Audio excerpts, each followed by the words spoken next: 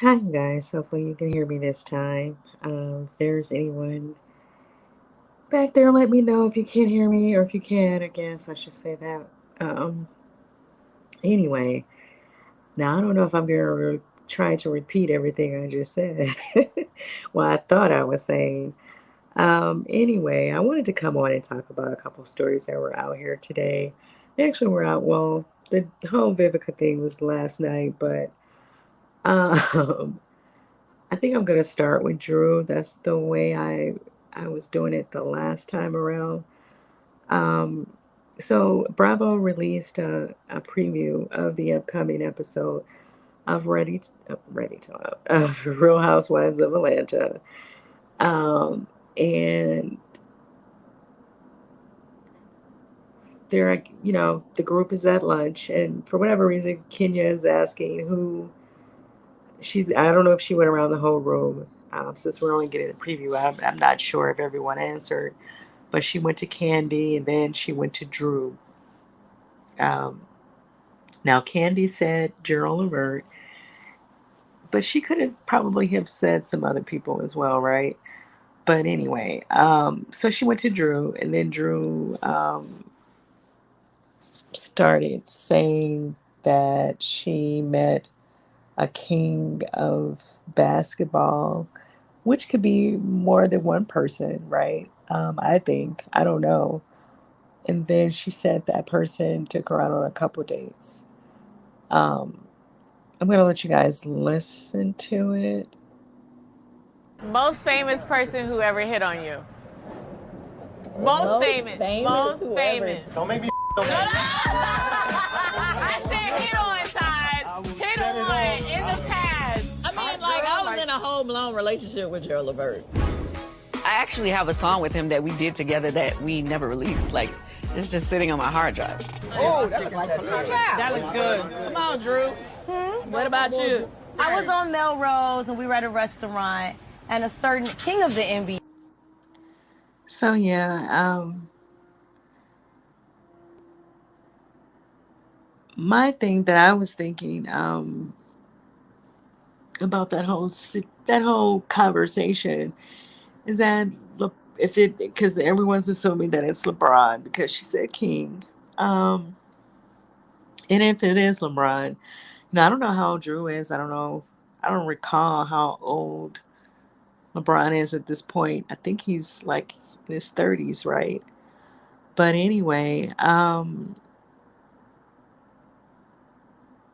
he and Savannah were not together. I think they were on and off in the beginning. They were on and off because he was going into the NBA kind of young.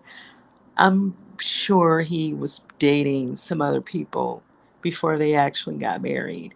I can almost remember that, right? So it is possible that he went out with her. Um,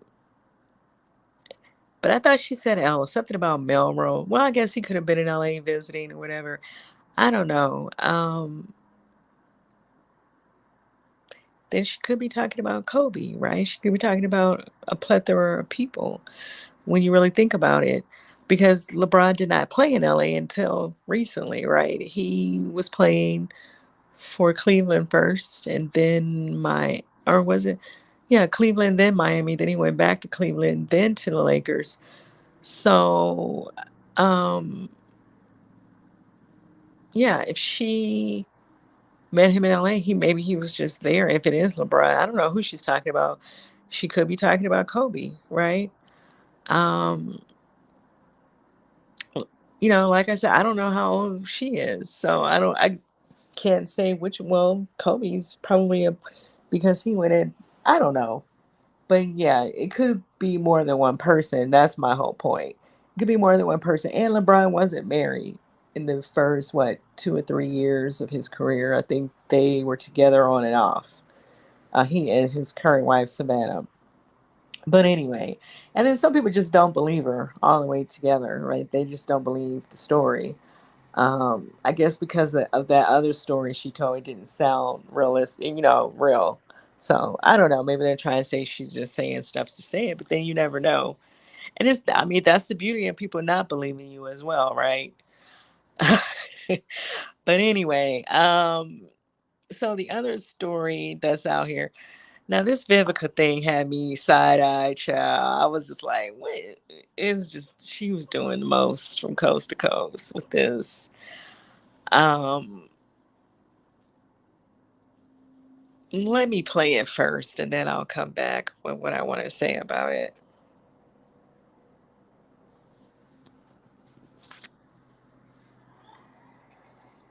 This is going to be difficult for me. These are my peers. I've done a movie with both of them. Set It Off with Jada and Independence Day with Will Smith, which absolutely changed my life. When I saw this video last night,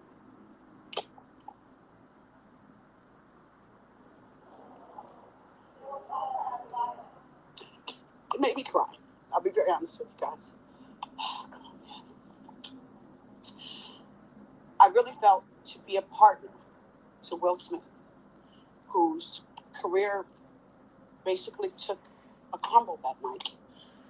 We were all rooting for Will Smith that night. Oscar night, we wanted him to win. Will Smith that night, as far as I was concerned, was going to be crowned this generation's Sidney Poitier, which is a huge honor.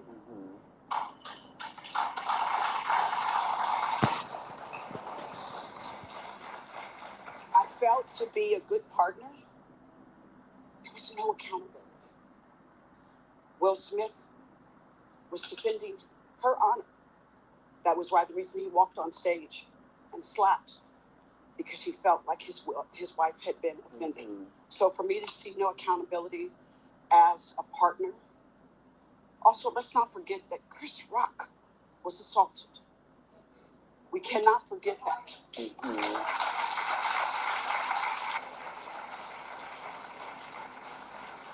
For basically telling a joke that I really felt wasn't that bad. Let's not forget that this show was executive produced by Will Packer, an African-American man. This night was a night of African-American and diversity for brown and black people.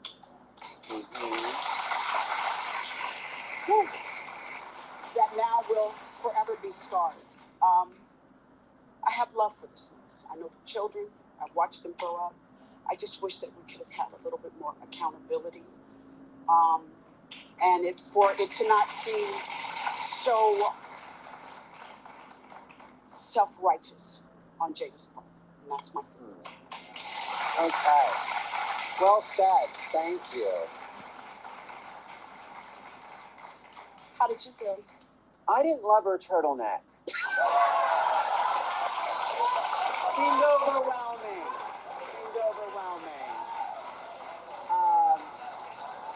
It's like an Angora neck brace. I don't know.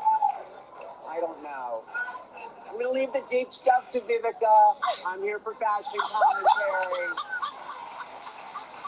I will add, in all seriousness, it seemed like she was reading a teleprompter, and it didn't seem, this is a moment where you wanted it to be like off the cuff and like, God, that was a crazy night, and just tell us how you really feel and tell us, Yes.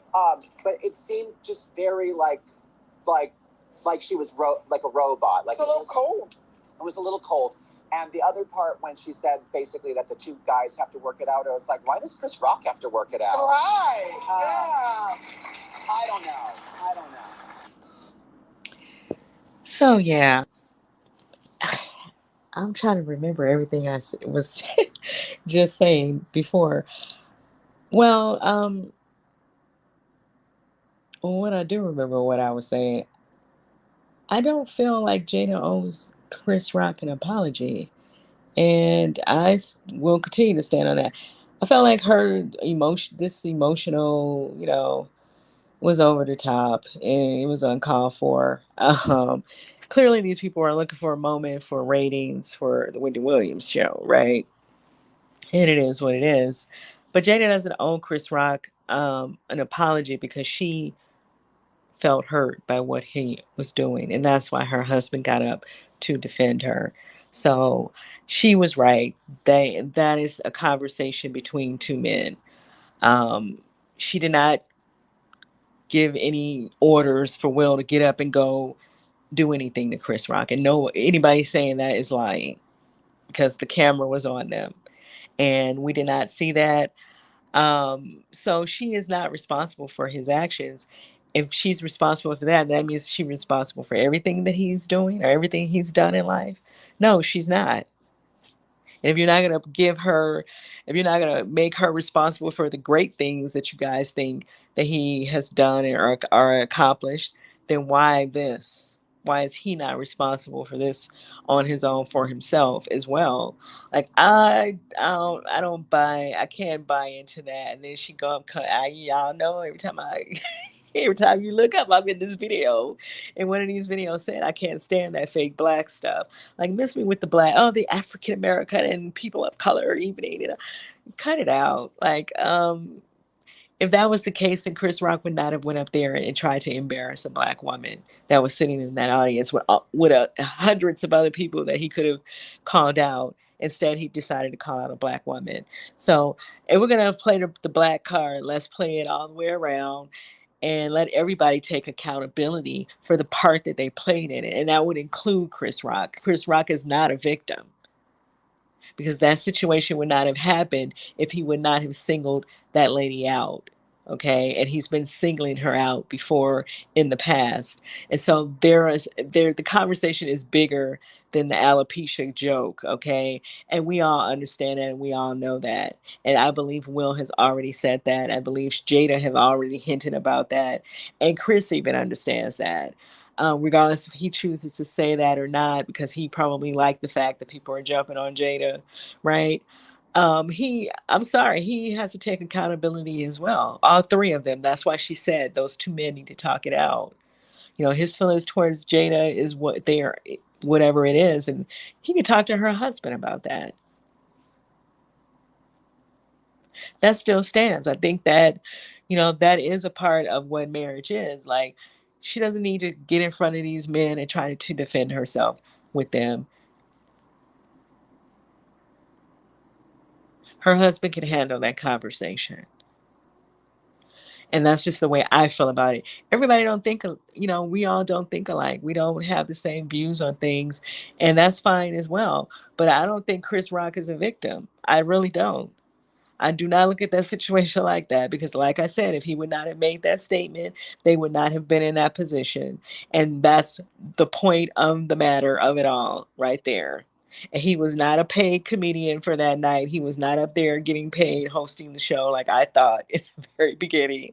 He was just there as a guest. And because he had hosted in the past and maybe, he will again in the future, that is probably why he can come, he's there and they invited him to go and announce whatever he went up there and announced. I don't even know why he was there, to be honest. I didn't watch it.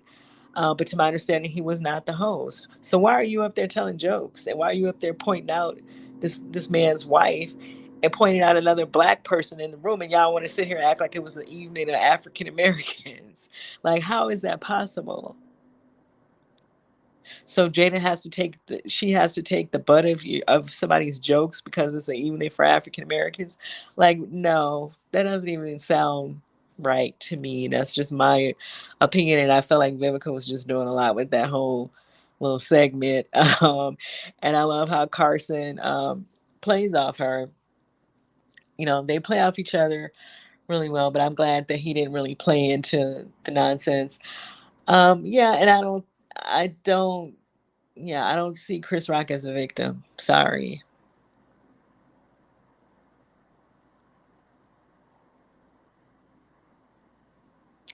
I just don't. And I think when we think back on that Cat Williams and Wanda Smith situation, where her husband brandished a whole gun into, according to Cat Williams and his bodyguard, he even pulled the gun on him. So I think that situation is a little bit more than somebody slapping someone. That's just my opinion. And both situations was on film.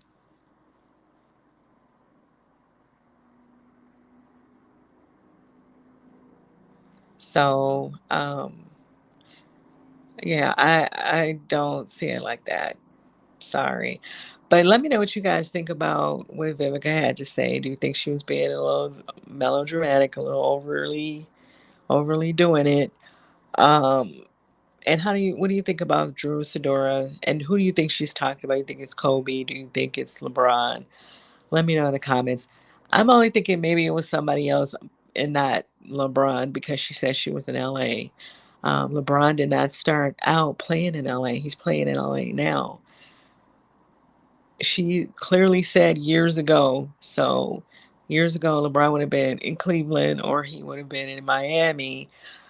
However, he could have been there on vacation. I get that as well, or just there. Maybe has a home there. I don't know um, who she was talking about. I don't even know if they're going to reveal it. We might not. We may never know who she is referring to. But yeah, let me know what you guys think about that story and them even bringing that to Real Housewives of Atlanta in the first place. Let me know in the comments, and I will see you guys in the next. Oh, well, I already have the video up about Nene and this lawsuit. But I'll just put this out there. You guys, did you guys hear that Greg's Greg's daughter came, well, she tweeted out, this is not the first time that Nene was with somebody's husband.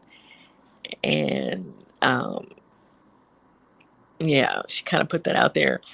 Now, the story goes Greg was still married when he started dating Nene. So I don't know. I don't know if he was, I'm assuming he was already, and I'm assuming he was already having problems. I don't know. But the daughter put that out there. Yeah, and I felt that even when Greg was alive, the kids had made statements about their relationship with Nene. But I thought they were saying on one of those episodes that they were working on that. But she's also saying that since her father passed away, Nene hasn't had any contact with them, any of his adult children. So I don't know. Let me know what you guys think about all of that. And it comes to down to these men, what these men are out here telling these women, right? If they're saying that they are in the process of getting a divorce, you're either going to take their word for it or you're not. If they're telling you that they're having problems, they are looking at the front door, as the song says. I mean, she's either going to take their word for it or not, right? So I don't know. I don't know what to say on that.